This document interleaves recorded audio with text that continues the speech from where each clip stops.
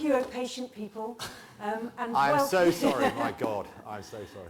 Welcome to the last in this term's Mansfield Public Lectures. Thank you very much for coming. It's going to be worth waiting for. Kamal, despite having been the BBC's business correspondent for some time, can't make the trains run on time. It's just one of those things. But he is a very wonderful and interesting man who has worked in journalism for, it says here 20 years. More bit than longer that. than that, Yeah, more than that. Come on, you're the same age as me, Kamal. A long time for The Guardian, The Observer, The Sunday and Daily Telegraph, Scotland on Sunday, and also as the Group Communications Director for the Equality and Human Rights Commission, and is now Editorial Director of the BBC. He has written a very interesting and thought-provoking and moving book, which is part autobiography, part essay or meditation, really, on identity and growing up mixed race in Britain, from, I think, a month after me. I think you are a little bit younger than me. And what's going to happen is that Kamal is going to read a couple of bits from his book, and then we'll have a bit of a discussion, and I'm sure that there will be lots of people here who will want to ask Kamal some questions. So, Thank you very much. Thank you. Thanks, Helen. Thank you very much, Helen, and thank you very much for your patience. Very nice to have an hour with you when I won't have to speak about Brexit or anything to do with Brexit, although you may ask me a little bit about it. So there's a picture of me and my father in Dartmoor in, I would have thought that's about 1969. I'm probably about 1.5.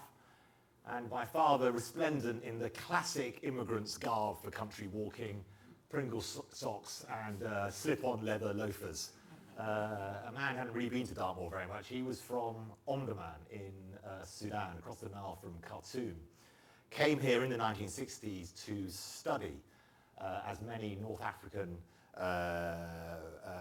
families sent their firstborn. My father was the firstborn of 4. Sent here to study in London. And he came here because Britain was the place where so many people thought they could flourish. He came from a country that was coming out of a rather painful colonial period, a confusing colonial period under British and French rule via Egypt. He fought for democracy. He campaigned in the streets of Khartoum, was shot at, and left because Britain was the place he thought would be a place where he could flourish. He lived here all his life, from the 1960s, all the rest of his life. He only went back to Sudan once when his mother, my grandmother, broke her hip. So he was that classic first-generation immigrant that loved what this country gave him. He worked at Moorfields almost the whole of his career as a research scientist in ophthalmology, pretty distinguished career. His family were quite a distinguished family in Sudan. My family in Sudan, a distinguished family. And there is me with my mother. My mother from Yorkshire, from just outside Rotherham, a small village called Thorpe Hesley. Moved down to Devon as a child, grew up in Devon. And in the 1960s, it wasn't often that a grammar school educated woman from Yorkshire married a first-generation immigrant from Sudan. Luckily for me, they did, because I am the product, as you can see there. Before Brexit, happy, smiling away with my mother. And so I suppose the book is a little bit about, it's a story about children and parents. It's not just a story about identity. It's a story about issues that we all face. And I think one of the wonderful things I hope about this tale is that talking to your parents or parents talking to your children reveals a huge amount about the country you come from. My father, of course, these haven't come out very well, but my father, of course, was amazed by things like lawnmowers. Didn't have lawnmowers in Sudan, neither did they have lawns. So there he is, a sort of matador with the qualcast, I think cutting the grass in my grandparents' back garden in Torquay. I'm often asked about the book and where it came from, and it's been a book that's been about 10 years in the making, because 10 years ago, two really significant things happened, and they pushed us in two separate directions. And the first, of course, as anyone will remember, November 2008, the election of Barack Obama. Now, okay, he's a little bit better looking than I am, a little bit funnier, slightly more powerful, but weirdly was a bit like me in that his father was black African from Kenya and his mother was white American. And at the age of 40, suddenly on the front page of every newspaper around the world, on the top of every bulletin, every television bulletin around the world was someone that looked a bit like me. And I didn't often see that in the time that I grew up. And it really was a moment for people who are mixed race. And I wrote an article in The Observer about it, not so much about Obama being the first black president of the United States, although that, of course, was vital and important in itself, but about Barack Obama being the first global hero for mixed race people, and the notion that anything could be possible. And this is what I wrote about the election of the president. It was at that moment that the first inklings of an idea began to form. If the world had shifted, as I believed it had, what had it shifted to? Something more optimistic, something replete with opportunities never before imagined, something that included all of the sides in the debate that, in what I knew was a faintly ridiculous metaphor, found its personification in me and people like me. I'd spent the first 40 years of my life trying to fit in with my country. Shiny shoes, nice suits, nice accents, short hair. Whatever you do, don't frighten the horses. Now, the world, this new president, was demanding my country fitted in with me. This was the future, climb on board. And the thing was, everyone was welcome. The reason why so many white liberal people who read my article in The Observer took something from it was because it was a piece about race that did not paint them as the enemy. It was time for a place called hope, that stubborn little bugger that we keep trying to beat to death. That was 10 years ago, and ever since I've been collecting little bits and pieces, talking to lots of people, reading, thinking, and scribbling things in notebooks. The outcome of that rather chaotic process is this book. And it is not actually the book I originally intended to write, which of course is exactly how President Obama started his book about his life, Dreams from My Father. Don't worry, I haven't got delusions of grandeur.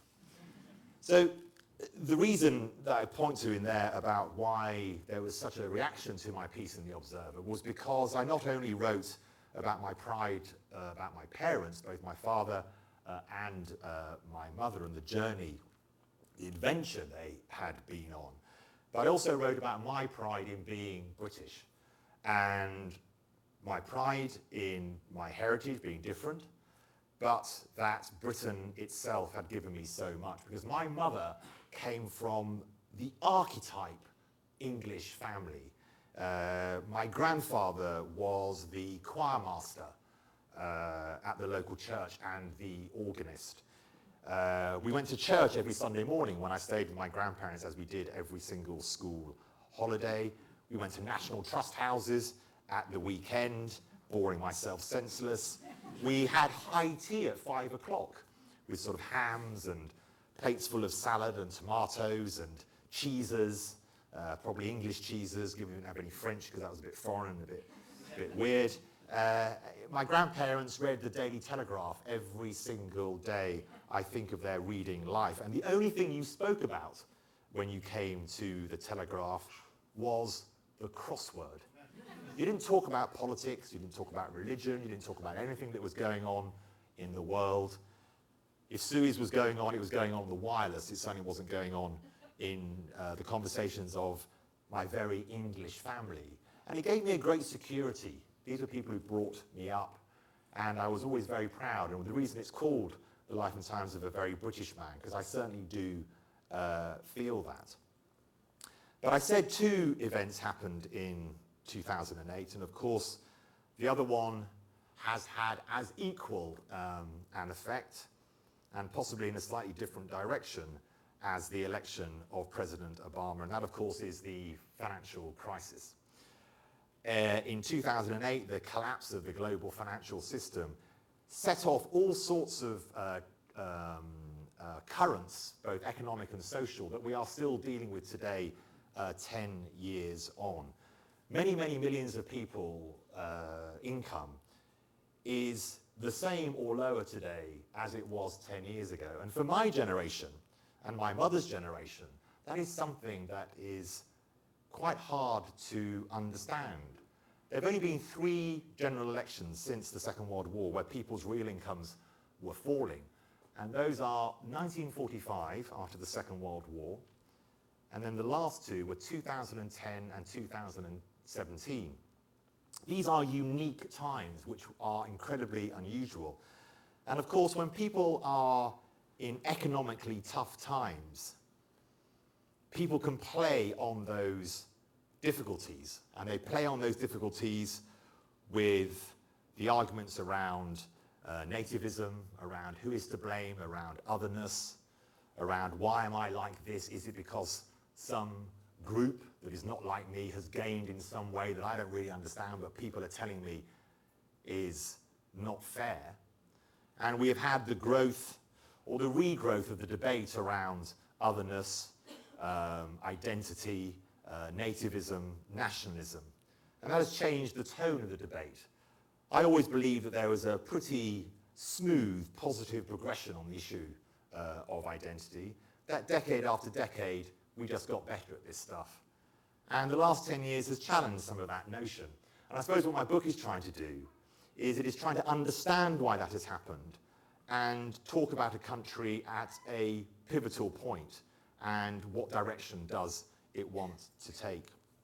And this is what I wrote about how the debate has changed over the last 10 years. The thesis now is different. It is not one of unalloyed optimism, but it is not one of complete pessimism either. It is one shaped by a belief born of being part of both this country and a country abroad. It is a belief born of that constant division in me, that constant internal chatter of one against the other, my own self-contained discussion. That internal debate, I'm sure present in so many, needs to become an external one, a national conversation. In a country where so many want to transmit what is their truth, partial, filtered, aggressively put, it is time to find our receive button, switch it on, and listen. I use the word conversation. Contact theory proposes that talking to each other is better than not talking to each other or shouting at each other. And a conversation, if it is to go anywhere, needs to understand where the participants are coming from, all of them. And the book really tries to take some of the ideas around contact theory, the notion of conversation being better than argument, and see whether through that debate we might be able to get somewhere. And I think it's only by challenging ourselves in the world and in this complicated world of identity that we might be able to understand where the other side is coming from. So I write about my family in Sudan, who raise, once you get into their history, big issues, as anyone who knows North African history and wealth, around issues like slavery, around where did wealth come from, how did it reside in certain families' history. When thinking about Enoch Powell's speech from 50 years ago, which became known as the Rivers of Blood speech, but he called the Birmingham speech. If you think back to what he said and what he meant, how for my generation, when he said that it was time for people like you to be frightened of, or some people in here to be frightened of people like me because we would hold the whip hand. I didn't realize until I read the speech in detail that that whip hand, that the black man would have the whip hand, was actually referring to the children of immigrants. It was referring to me, it wasn't referring to my father. And it wasn't until I understood that notion of why for so long I just wanted to be accepted in this country. It was because there was a genuine debate in the 1970s and 1980s about sending people like me home. There were two things I was worried about when I was 10. One was nuclear war, and the other was someone knocking on my door and saying, okay, Kamal, it's time to go back to a country you have never heard of. Lenny Henry tells the joke that he wishes someone had given him £1,000 to go home because it would have more than covered his bus fare to Dudley. And I came from 26 Ridley Avenue, West Ealing, London, W13 9XR. I knew where I came from, but there was a genuine worry in the 70s and 80s that you would be sent home.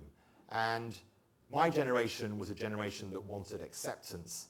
And what is the great thing about this country is that the generation now, and I've spoken to lots of young people about my book, have a very different idea of what that acceptance is, a much more sophisticated idea about identity.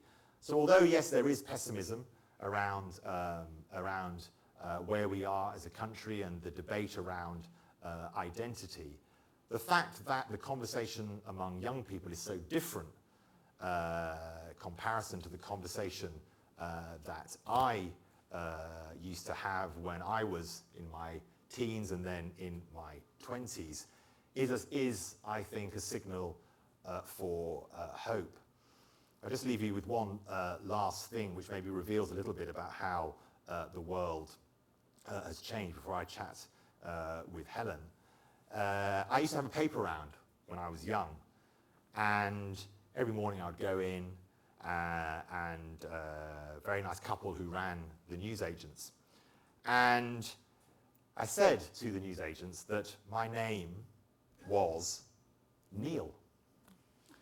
And this was clearly a way, I thought, rather cleverly, of hiding the fact that I wasn't maybe wholly British, and that by changing my name to a very traditional, I thought, British name, this would sort of fool people in some way at the age of 10, that I was more British than maybe I looked.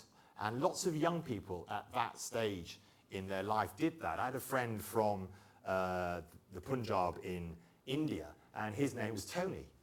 And I had another friend from Thailand, and his name was Perry. But of course, those weren't our names, because my name obviously is Kamal. And I remember one day I was late going to my paper round, and the newsagent was worried, and the newsagent rang home.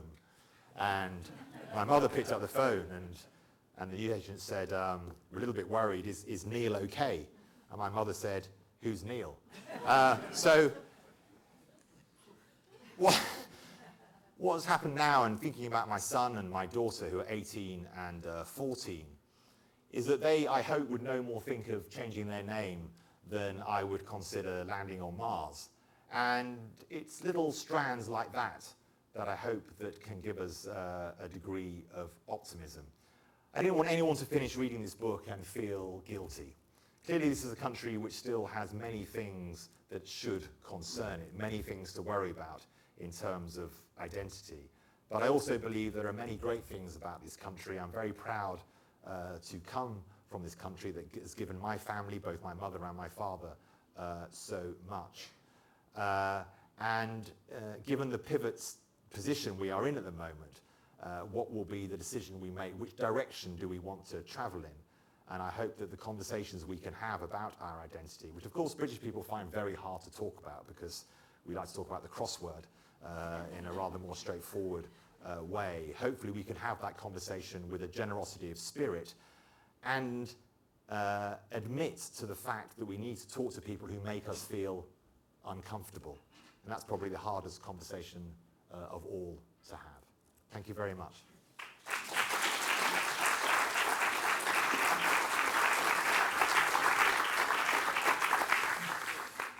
Thank you.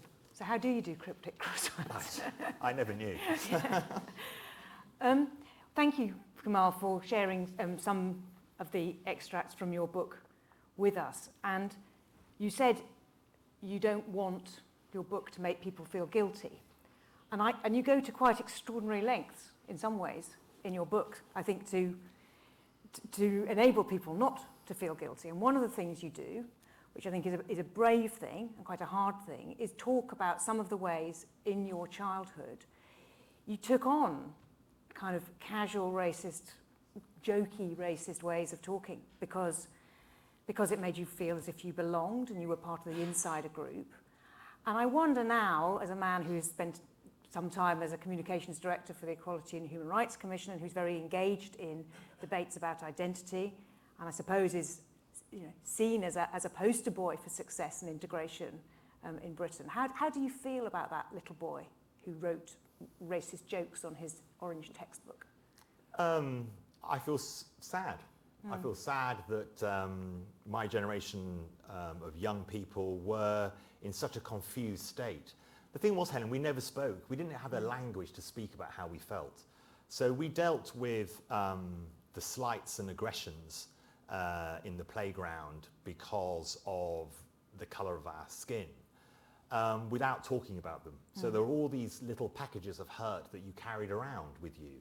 I write about in the book, getting into fights and scraps about, insults that were thrown at me and many others. I didn't have any type. This is not a misery memoir. I didn't have a bad childhood. I had a lovely childhood, but you just dealt with that as part and parcel of growing up as a non-white person.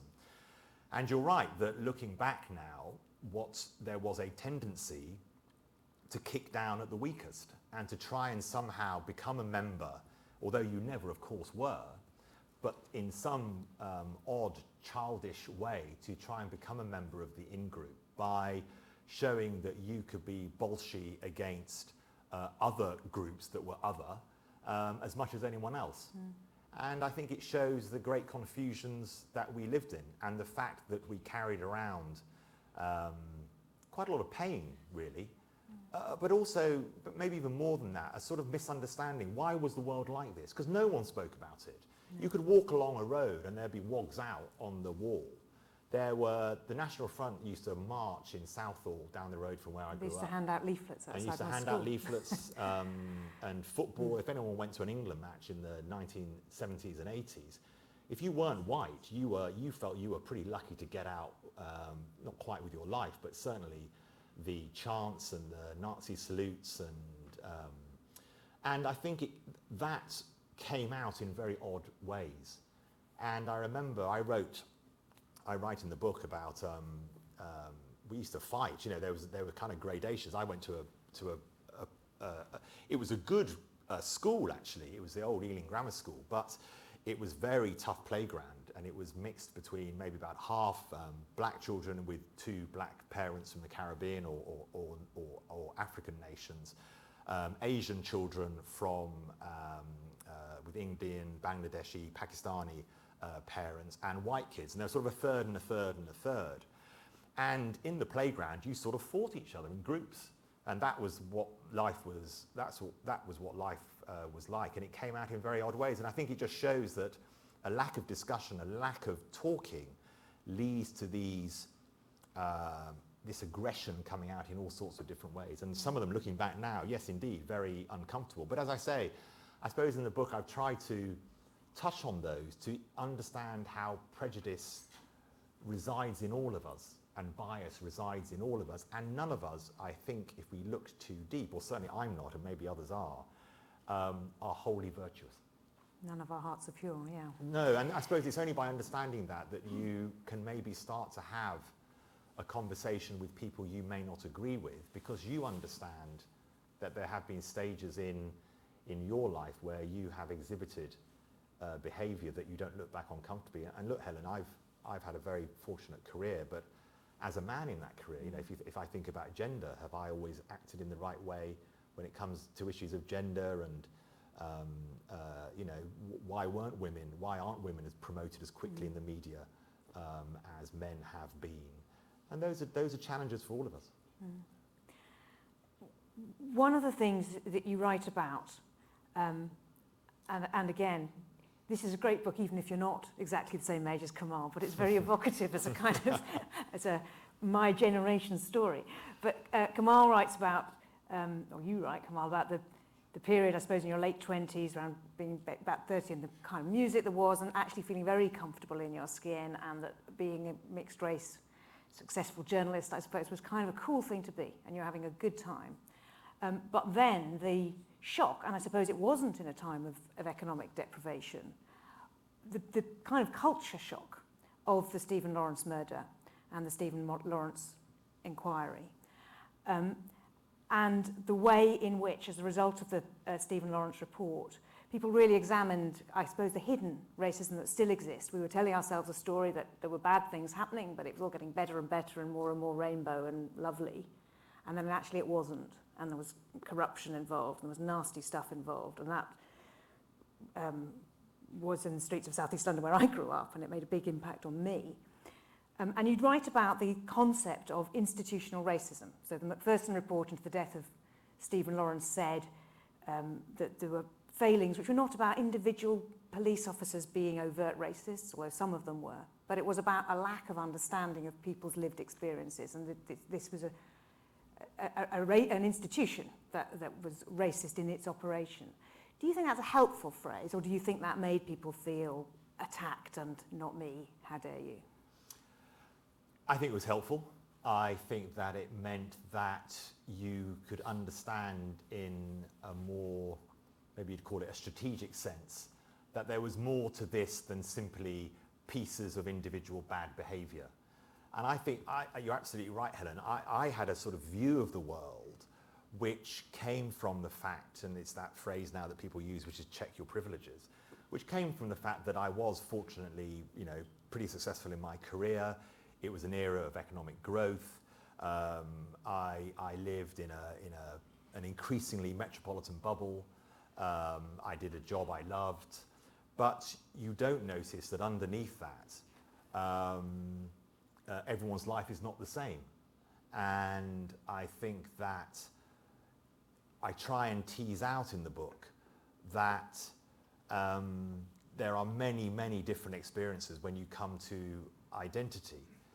And in school in the 70s and 80s, the school I went to, as I say, was a third and a third and a third. But by the time it got to A-level, only one girl of Afro-Caribbean background did A-level at my school. And I didn't even notice that that was the case until I went back to a friend of mine who has two Bayesian parents, and I write about it in the book. And he talked of his experience, and his experience was just so much more debilitating than mine as a young black kid in the 70s and 80s, where the teachers relatively obviously just thought that black children weren't capable in the same way that other children were. That was a genuine belief of many teachers. And that's an institutional problem. That's a problem where you have to think about how you change more than individual behaviour. You change an approach of an institution. And if you look now at an organisation like the BBC and in the media, we know we have a huge amount more to do about this issue of diversity, as it's called. And we're trying to actually move on a bit from the conversation about diversity, which sounds sometimes like something that an organisation does almost generously to people who look different. And what you're actually talking about is normalisation. We want the BBC to look like the audiences that we serve. And I think that what Macpherson did and what he wrote about institutional biases, and also it means that everyone has to get involved in the change. It's an idea that the whole corporate body has to get involved in the change. It's not just you've behaved badly, you must change your behaviour. It's much more about we need to think about how this organisation operates, what it rewards, what it doesn't reward, how the networks work, who pats who's back, who knows whom. All those type of things are part of the debate about how we normalise institutions to ensure that they look like the world around them. So I'm going to ask one more question, and I'm going to throw it open to other people. But one thing you write about in your book is in 1947, when, after the war, Britain allowed in 250,000 Poles. And that is after one of those elections when national income had dropped. And you asked the question, would Britain have been that generous then, told itself, these are our allies, we must do the honourable thing narrative to 250,000 Indians or Pakistanis if they'd come as refugees from partition. Do you think we would have done? Well, we didn't. No, no. We didn't. And I was making the point, I mean, the Polish, well, a lot of it was actually people who stayed in Britain or came from pretty much the destruction of Poland after the Second World War, and built little Polands all over the country, which some people here might remember. My mother certainly does. There was one near her school in Newton Abbot in Devon. I was just trying to make the point that Britain has been and is able to be welcoming to big groups of people if we feel not if we feel, but the argument tends to be made that if we feel they are here justifiably. And the notion was the Poles had fought against us, obviously, in the war, and we... With us. With us, yeah. Sorry, yes. With us in the war. Sorry, with us in the war, yeah. And we owed them in some manner. And the point I make is that our colonial history meant that there was the same contract with many other, what then became Commonwealth countries, the same contract for Britain to be a home for many different people from around the world because of the gains Britain had made economically from its colonial history. But that conversation was never had in Britain. And I find it still remarkable that if you ask people to maybe identify 2 speeches about immigration, identity, race in Britain, they can probably remember 2 if they think about it for long enough. And one of them is probably by Enoch Powell in 1968. And the other one is probably by Dr. Martin Luther King 5 years earlier, about the content of your character being more important than the colour of your skin. And we've not really had a moment to discuss identity, immigration, who we are, what kind of country do we want to be in that really major way since then almost. And it's amazing that Enoch Powell's speech still defines the argument that we have around these issues. And I suppose my plea in the book is that we need a different type of conversation about the country we are, including all sides. This is not a book for extremes, but it is a book about different arguments, and arguments that make me feel uncomfortable. And I'm sure, Helen, we've spoken about this. We've been lucky enough to speak about this as I was writing the book. I know Helen as a friend. And it is an uncomfortable conversation, and we've discussed it as well, about acceptance and how far do you go to accept the other side's argument. And I suppose I gave the Polish example as one which showed that Britain can be very accepting of large numbers of people living on this great island if the conversation about why that is happening is had. So you do think we can create or maybe invent narratives of belonging? Yeah, so, it was Yuval Noah Harari who wrote Sapiens, who said that history is based on fictions. And James Baldwin said that identity is all a web of ambiguity. And this notion that identity is a binary thing between the ins and the outs, if you think about it for more than a few seconds, is a bit of a fiction. Yeah. And so you can change the narrative of a country quite straightforwardly. Now, of course, that is easier, that conversation, in benign economic circumstances, which I was fortunate enough we were fortunate enough to enjoy through most of our young adult life, or all of our young adult life, from 1992 when I got my first job right through to 2008 with the financial crisis. that is certainly a better environment to have that type of conversation. But even in difficult times, you still have to have that conversation, and that conversation is definitely possible. Okay, I'm going to throw it out to other people who want to ask Kamal questions. Who's going to start? Thank you. Did religion... Hang on, if you just wait for the microphone, Yeah. and then we can, everyone can hear the question. The lady here? Yeah. Thank you.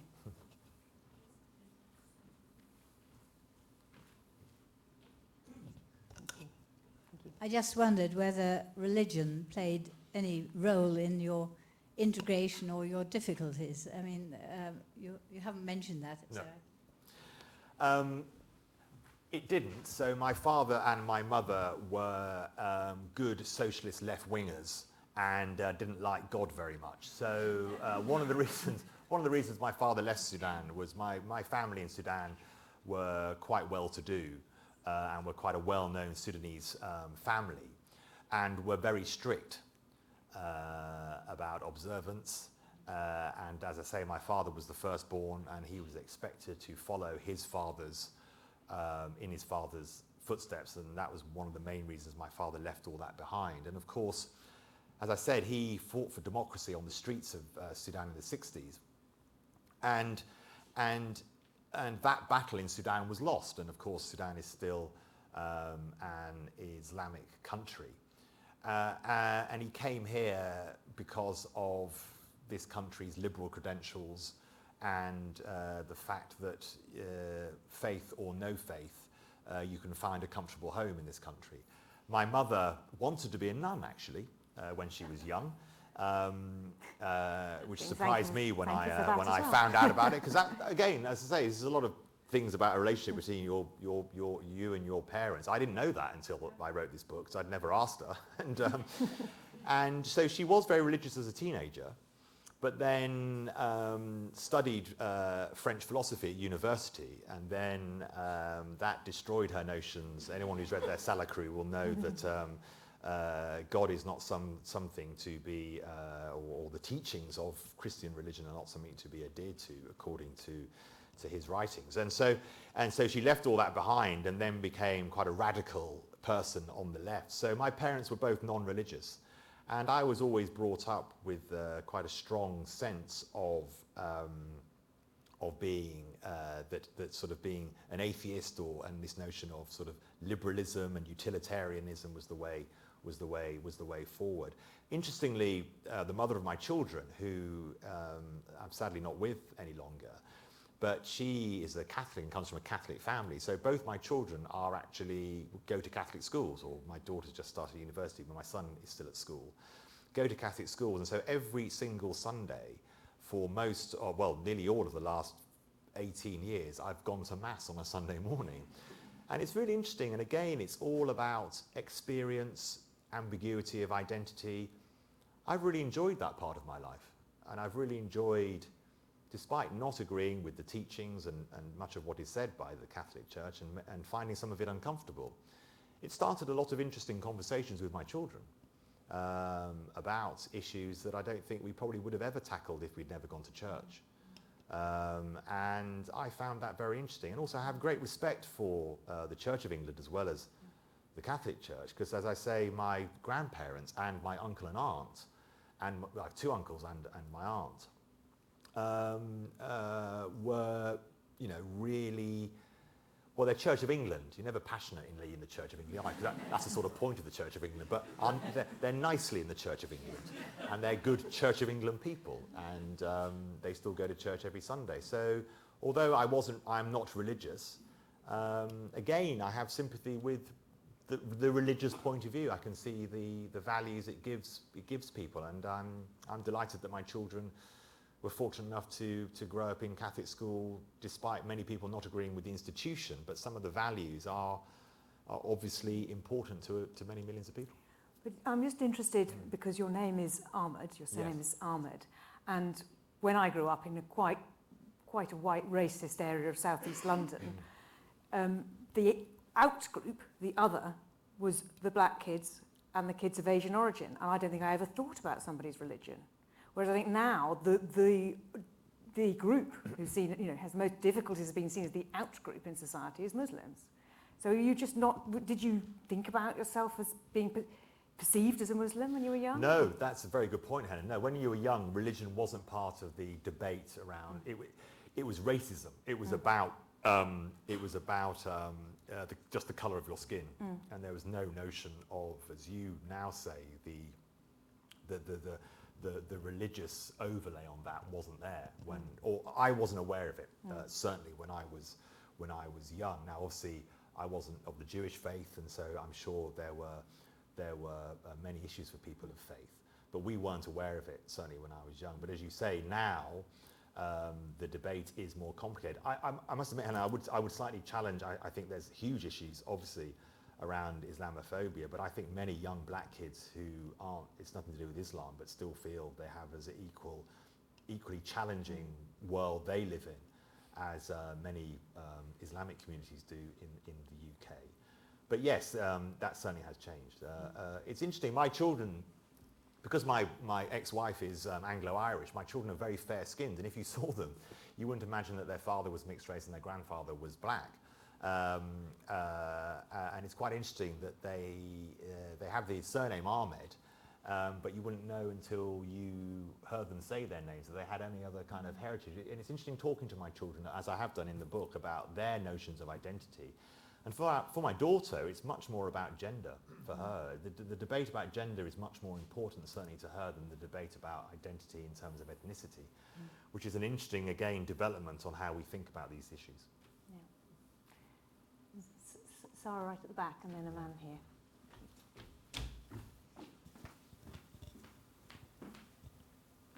I noticed that the name of the book is, like, you use the word British man rather than English, and I was wondering whether you thought there was a truth to the notion that kind of English identity is quite exclusive, and if you're not white, then you can't be part of it, and was that kind of a deliberate choice when you were thinking about the title? Yes, so we played around with the life and times of a very English man, but that would be a very different title. I think it touches on, if I go back to my childhood, when I was a child, the association between the St. George's flag, the notion of Englishness, was much more extremist than it is now. It was the badge of honour of the extreme right in England, certainly around where I lived, and I'm sure, Helen, you had it even worse where you lived. I didn't grow up in an area as tough as... Yes, I know, but I didn't grow up in an area as tough as yours. So it was a deliberate decision. People of my generation, I'd be interested in what you think on this. People of my generation, we never thought of ourselves as English because the notion of Englishness had been hijacked. And as I say, I went a couple of times to an England football match, and boy, I didn't feel English at an England football match.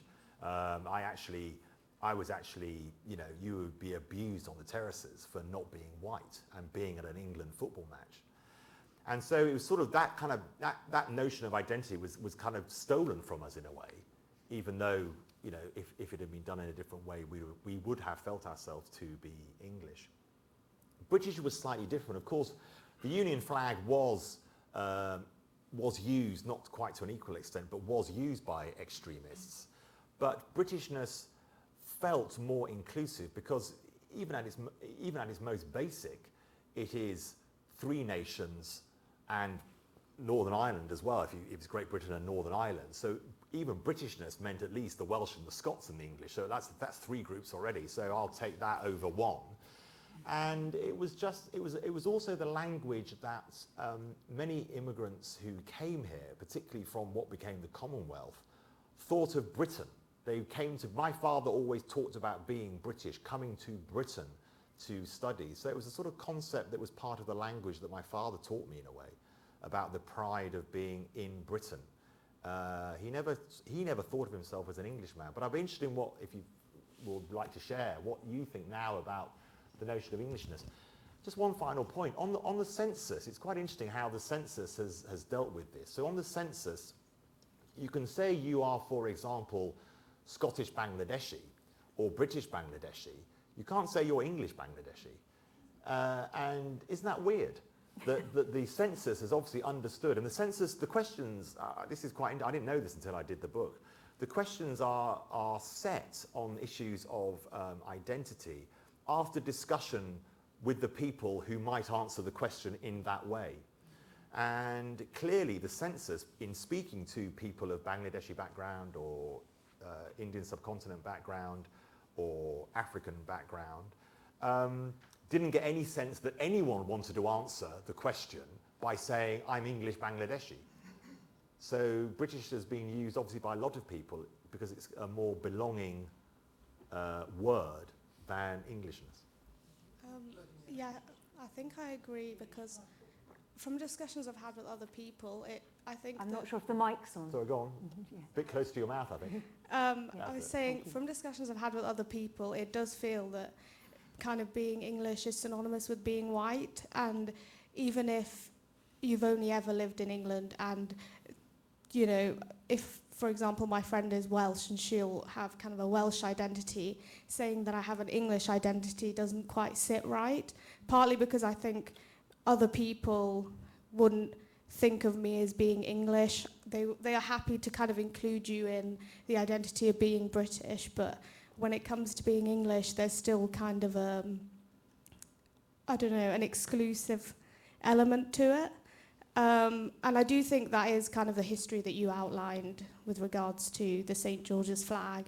But on the whole, it does still feel that it's okay for you to call yourself British, but when it comes to being English, you have to be white, or else you can't be part of that. But I don't know.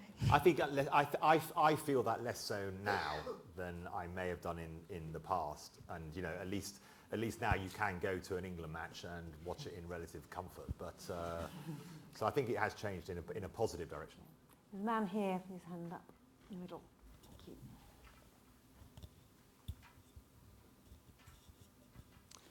Thank you. I really appreciated your comment on recognising what's wrong in our own hearts, so that we don't take that kind of superior position against others and I can have more of a conversation. I wonder what that means for the rise of identity politics today, where people may be speaking more consciously and firmly from a certain identity and may have very valid things to say, but I wonder if are less open to that kind of humility.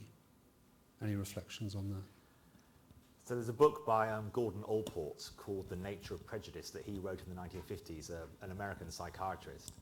And it was really the first attempt to understand in a scientific way where prejudice comes from and where it resides and how you might think about tackling it. And it's his notions of contact theory that really had this idea of conversations had in a generous manner can help support progress. And he said that no person is open to change who feels themselves under attack.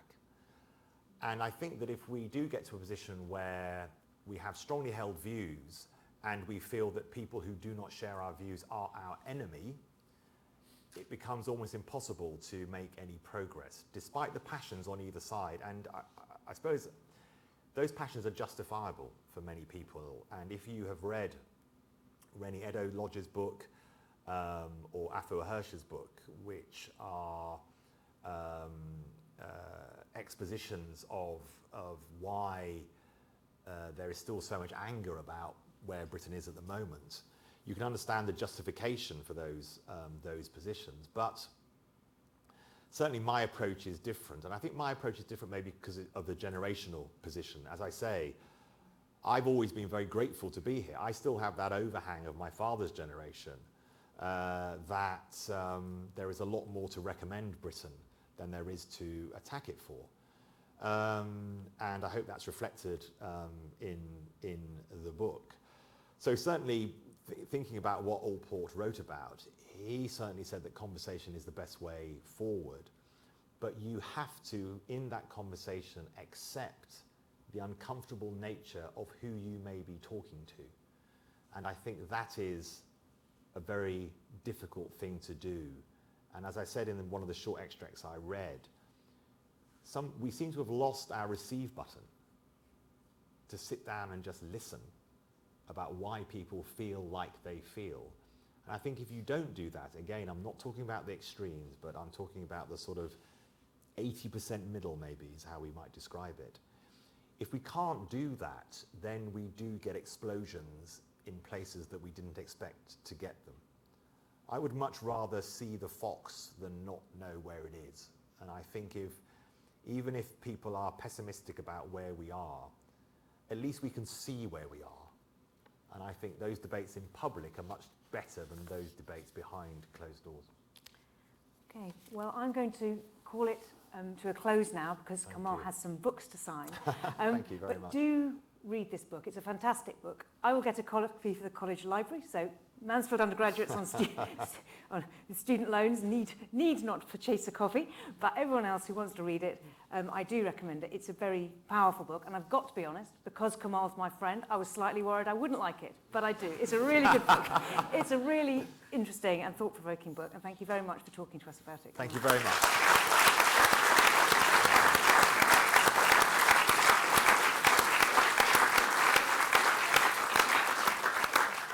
That's it for the Mansfield Public Lecture Series for this term, but we will be starting again on, oh my goodness, I can't remember. If you've given your email address, we'll tell you. It's the Friday of second week for those who keep thinking Oxford terms. I think that's the 18th of January.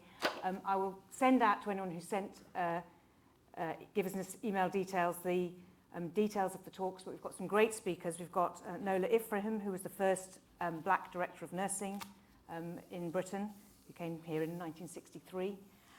We've got Matt D'Ancona talking about fake news, Hilary Cottam talking about radical help and how we might change concepts of the welfare state. Various people, so please come, please keep supporting the talks, and it's always great to see you here. And if you want a book, Kamal will be outside. Thank you very much.